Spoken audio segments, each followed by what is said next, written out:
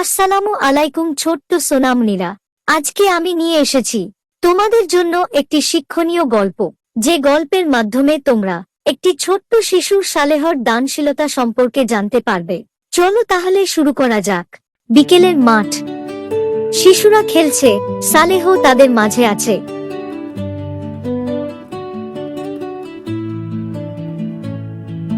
এক বন্ধু নতুন জামা পরে দৌড়ে তাদের কাছে আসছে তাদের সাথে খেলার জন্য। ওহ, নতুন জামাটা দারুণ লাগছে। হ্যাঁ, একেবারে ঝকঝকে। আমার বাবা শহর থেকে কিনে এনেছেন, খুব দামি। সবাই তাকে ঘিরে দেখে। সালেহ একটু পিছিয়ে দাঁড়িয়ে থাকে।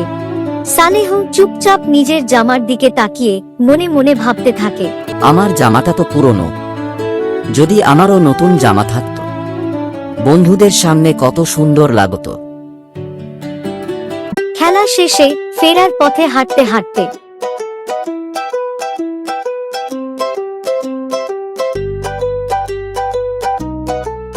হঠাৎ দেখে রাস্তার পাশে এক বৃদ্ধ ভিক্ষুক বসে আছেন।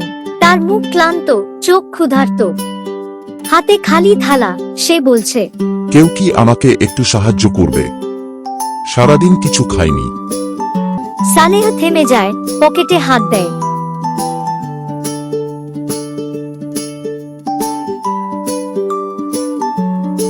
কয়েকটা টাকা বের করে দেখে আর মনে মনে ভাবতে থাকে, এই টাকায় আমি চকোলেট কিনে ভেবেছিলাম।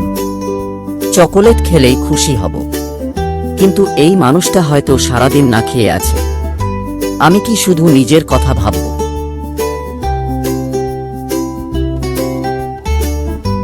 সে দ্বিধায় পড়ে যায়।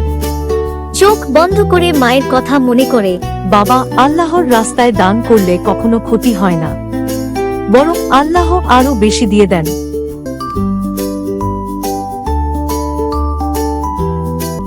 সালেহ গভীর শ্বাস নেয়, টাকা ভিক্ষুকের হাতে তুলে দেয়।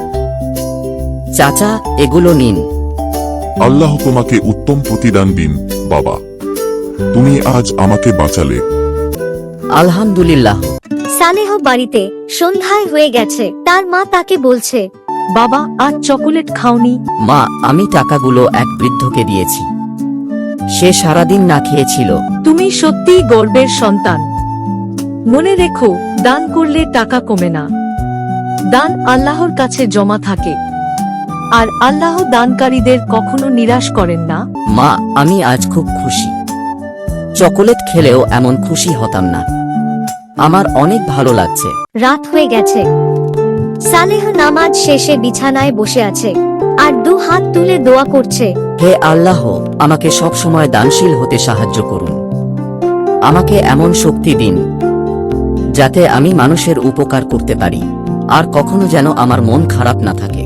আমি যেন সব সময় মানুষের সাহায্য করতে পারি।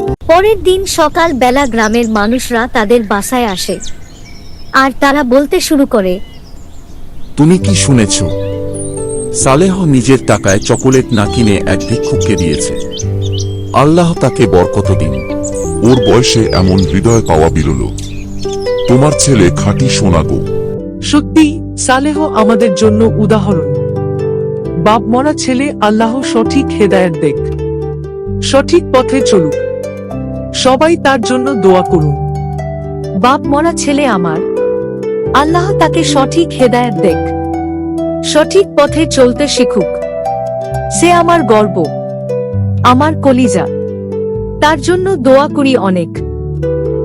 সালেহ খেলছে বন্ধুদের সঙ্গে। এবার আর মন খারাপ নেই, তার মুখে তৃপ্তি আর শান্তি। সেদিন সালেহ শিখল, আসল সুখ নতুন জামা বা চকোলেটে নয়, বরং অন্যকে দেওয়ার আনন্দে। দান করলে শুধু কারো মুখে হাসি ফোটে না, নিজের মনও শান্তিতে ভরে যায়, আর আল্লাহ দানকারীদের দ্বিগুণ পুরস্কার দেন। তো বন্ধুরা, আজকের ভিডিও থেকে আমরা কি কিছু শিখতে পারলাম? হ্যাঁ, অবশ্যই। আজকে আমরা এটাই শিখলাম যে বয়স যতই হোক না কেন, মানুষ হওয়া উচিত, দানশীলতার গুণ থাকা উচিত। এতে যেমন আল্লাহ খুশি হয়, তেমনি সবাই অনেক অনেক বেশি ভালোবাসে। গল্প থেকে শিক্ষা, প্রকৃত সম্পদ হলো দানশীলতা। যে নিজের ইচ্ছা ত্যাগ করে অন্যকে দেয় সেই আল্লাহর কাছে ধনী।